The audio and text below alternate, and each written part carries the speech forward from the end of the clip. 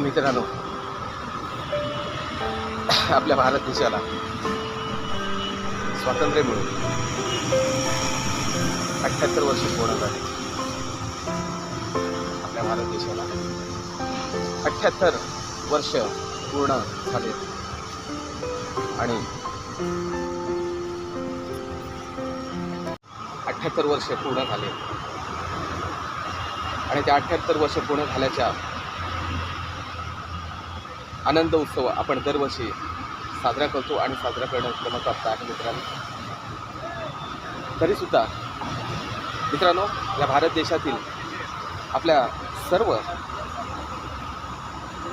भारतीय बांधवांपर्यंत स्वातंत्र्याचा लाभ पोचला आहे का? त्यांना त्यांचे हक्क आणि अधिकार मिळतात का?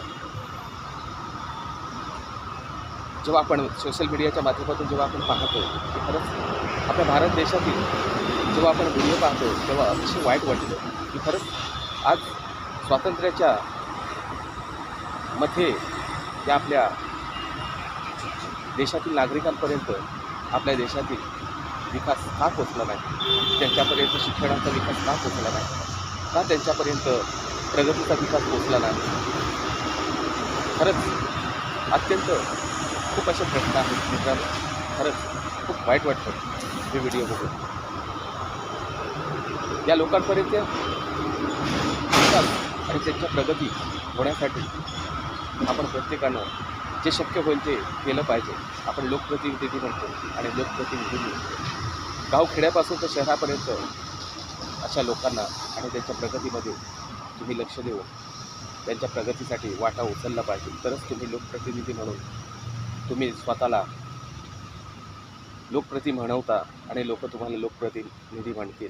कारण तुम्ही जर आजही या स्वातंत्र्य मिळून या भारत देशाला 78 वर्ष पूर्ण होत आहेत आणि 78 वर्ष पूर्ण होत असतानासुद्धा जर अशी दयनीय अवस्था होत असेल तर खरंच खूप वाईट वाटतं की या लोकांपर्यंत विकास का पोचला नाही, या लोकांची प्रगती का झाली नाही, या लोकांच्या मुलांना शिक्षण का मिळालं नाही.